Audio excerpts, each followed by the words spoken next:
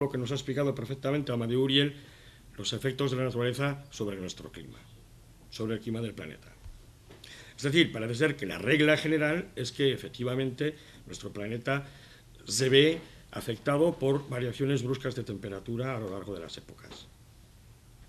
Si ampliamos el margen de tiempo a los 12.000 años, observamos una cosa muy curiosa, y es que donde nos encontramos ahora estamos en un periodo relativamente frío. Y si nos damos cuenta de los años, en el eje de las abscisas, de 8.000 años antes de Cristo a prácticamente el final de la era romana, nos damos cuenta de que estamos hablando precisamente de la época, el Holoceno, de la época en la que se desarrolló la agricultura y la civilización.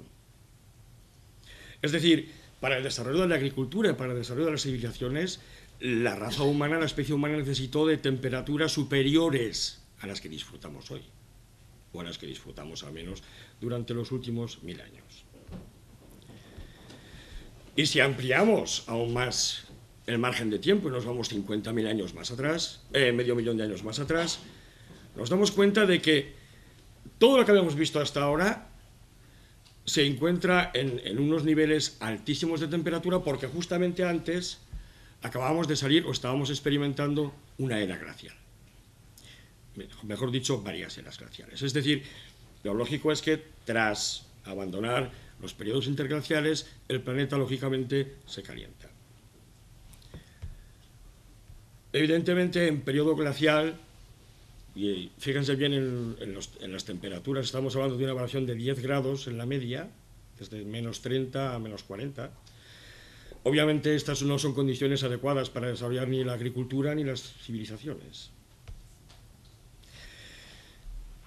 No quiero terminar esta parte de mi pequeña intervención sin mostrarles este gráfico de uno de los más afamados y reconocidos paleontólogos del mundo en este momento, Tim Hines. Escribió un libro, Caminando entre bestias, que se puede leer en español, publicado por Planeta, en el que nos muestra qué ocurrió después del Cretácico, casi en el momento en que se extinguieron los dinosaurios, y qué temperaturas había en el planeta en aquel momento. Y curiosamente, al comienzo del Paleoceno se produce un proceso de calentamiento. En la atmósfera terrestre, la atmósfera, la media, la temperatura media del planeta era de casi 26 grados centígrados, 26, no 14 como hoy, 26.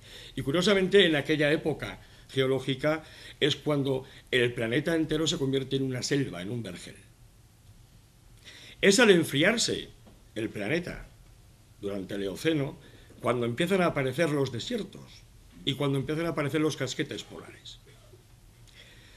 Este proceso se estabiliza durante el Oligoceno, en el Oligoceno se estabilizan los mamíferos, y nuevamente caen las temperaturas y nos adentramos en lo que estamos viviendo nosotros desde el punto de vista de la especie humana en las épocas interglaciales, los glaciales y los interglaciales. Es decir, desde el punto de vista de la paleontología, este clima, esta temperatura global en la que vivimos ahora, que nos parece que nos vamos a abrasar, es realmente fría.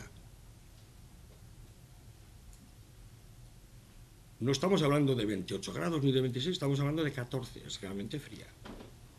De todas maneras, esto solo viene a mostrarnos que las variaciones naturales del clima son tremendas, enormes, del orden de 10, 15, 20 grados centígrados incluso en algunas épocas geológicas, y que nosotros ahora mismo, cuando nos planteamos el tema del calentamiento global antropogénico, estamos hablando de incrementos de 0,7, los más pesimistas 1,2, dependiendo del forzamiento radiativo que hayan calculado los físicos.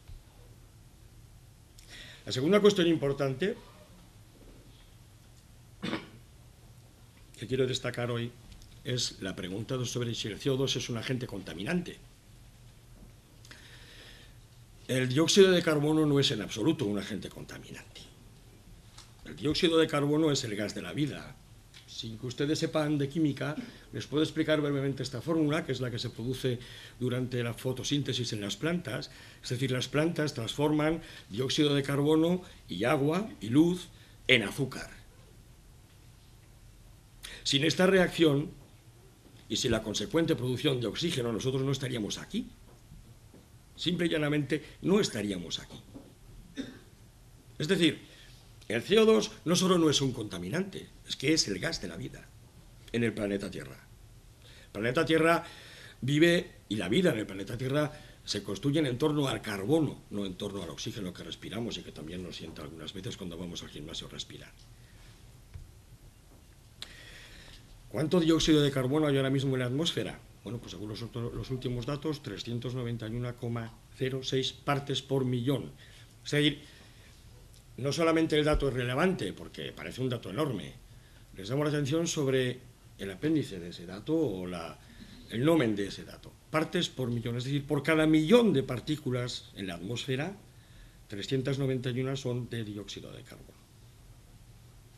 Imagínense ahora un campo de fútbol en el que cupiesen 1 millón de aficionados y todos fuesen del Zaragoza y de pronto aparecen 390 del Real Madrid.